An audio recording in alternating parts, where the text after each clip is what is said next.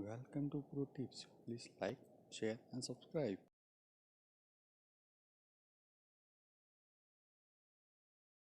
आप ट्रेड ले सकते हैं। आगे बढ़ेंगे और अब बात करेंगे फिनो पेमेंट्स बैंक की, क्योंकि कंपनी ने दिल्ली स्थित फिनटेक कंपनी पेस्प्रिंट में 12.19% स्टेक खरीद लिया है। क्या है सौदे की डिटेल्स, ये बताने के लिए हमारे साथ फिनो पेमेंट्स बैंक के सीओओ आशीष आहूजा मौजूद है। Mister Ahuja, welcome to CNBC Awaaz. तो ये डिटेल्स तो हमारे पास हैं कि 12.19% स्टेक आप ले रहे हैं इस कंपनी में, जो कि एपीआई यानी एप्लीकेशन प्रोग्रामिंग इंटरफेसेस प्रोवाइड करती है, फिर चाहे वो बैंकिंग हो, पेमेंट्स हो, ट्रैवल, लेंडिंग, इंश्योरेंस या फिर इन्वेस्टमेंट्स ही क्यों ना हो। लेकिन थोड़ी और डिटेल्स जानना चाहेंगे। पहली चीज तो ये कि कितने में ये डील हुई है, कब तक कंप्लीट होगी, और दूसरा ये आपकी कंपनी के लिए क्या सिनर्जीज आपने देखी कि ये आपने स्टेक लिया।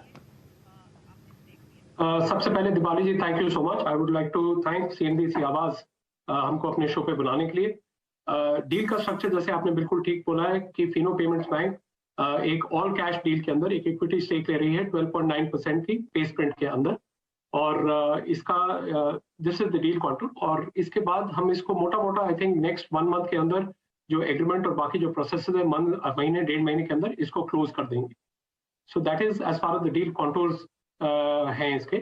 अब आते हैं कि जो सिनर्जीज है, देखिए इसके अंदर क्या है, जब फिनो पेमेंट बैंक या फिनो जब खुद खड़ा हुआ था 2006 के अंदर, तो एक इन्वायरमेंट को सर्व करने के लिए एक टेक्नोलॉजी कंपनी के तौर पे खड़ा हुआ। आज वो लाइफ का जो दायरा है वो पूरा कंप्लीट होता है, और आज फिनो पेमेंट बैंक की जो जर्नी है उसमें हम ऐसे फिनटेक्स जो हमारे कस्टमर सेगमेंट के साथ सिनर्जीज रखते हुए नए नए प्रोडक्ट ला सकते हैं, स्पेशली टेक्नोलॉजी बेस्ड फिनटेक्स कंपनी, उनके अंदर फिनो पेमेंट बैंक इन्वेस्ट करने का सोच रहा है। और ये उसी जर्नी का ये एक पहला पड़ाव है जिसके अंदर हमने सबसे पहला हमारा ये इन्वेस्टमेंट होगा पेस्प्रिंट के अंदर। As far as products are concern, मेरे ख्याल से आप ले लीजिए AEPS, micro ATM, DMT, bill payments, B2B के अंदर पेमेंट्स के use cases, LIC, credit card payments, insurance, travel sector, हम हर तरह के वो एपीआई के प्रोडक्ट्स एक बैंक के तौर पर पेस्प्रिंट के साथ मिल करके बनाना चाहेंगे। और इसका सबसे बड़ा जो फायदा ये है क्योंकि वो एक एपीआई कंपनी के तौर पे इन प्रोडक्ट्स के ऊपर बहुत ही फोकस्ड हो।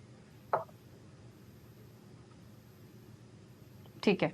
अच्छा, एक चीज और मिस्टर आहूजा, आपने जो डिटेल्स, जो स्टेटमेंट दी है, जो प्रेस रिलीज दी है, उसमें ये कहा गया है कि जो पेस्प्रिंट है वो एक प्रॉफिटेबल फिनटेक है, और ये डिटेल्स हमारे पास हैं कि जो इसके एनुअल ग्रॉस मर्चेंडाइज वैल्यू है वो 5500 करोड़ के आसपास की है, वो भी अपने first full year of operations में FY22। मैं ये जानना चाहती हूँ पेस्प्रिंट में, क्योंकि अब आप स्टेक आप लिया है, तो कितने कस्टमर्स हैं इसके, कस्टमर्स में जो प्रोमिनेंट कैटेगरीज है वो कौन कौन से शामिल हैं? तो आज की डेट पे जो पेस्प्रिंट कर रहा है वो 2 या 3 प्रोडक्ट्स के ऊपर ज्यादा फोकस कर रहा है, जैसे कि एईपीएस और डोमेस्टिक मनी ट्रांसफर्स। बट जैसे मैंने आपको बाकी प्रोडक्ट कैटेगरीज बताया है, उसके साथ भी वो काम कर रहा है बाकी यूज केसेस पे। और यही प्रोडक्ट्स हैं जो अगले 3 से 6 महीने या 1 साल के एक विंडो रखते हुए अलग अलग हम इनके कैटेगरीज बनाएंगे और इनको लेके आएंगे उनके साथ में। मेरे हिसाब से आज उनके पास इन 2 कैटेगरीज के अंदर जिनके ऊपर ज्यादा तौर पे उनका जो थ्रूपुट आ रहा है, उसमें मोटा मोटा उनके पास कोई 500 से ऊपर पार्टनर्स इस वक्त मौजूद है उसके ऊपर। और इस पूरे उसके अंदर जो बैंक होगा वो उनके साथ एक प्रेफर्ड तौर पे काम करेगा, एक प्रेफर्ड बैंकिंग पार्टनर के तौर पे काम करेगा, जिससे दोनों कंपनियों को बैंक को उस चीज से फायदा होगा, ताकि जो टेक्नोलॉजी में जब आपको कोई प्रोडक्ट लेके आने, अगर एक फोकस होता है और आपको एक लीप फ्रॉग करना है, ऊपर एक छलांग लगानी है, तो इट इज ऑलवेज बेटर कि आप उस कंपनी के साथ काम करें जो आपके सेगमेंट पे और आपके सोच के साथ सिनर्जाइज्ड हो। चलिए, शुक्रिया मिस्टर आहूजा, आप आए सीएनबीसी आवाज पर, आपने डिटेल्स भी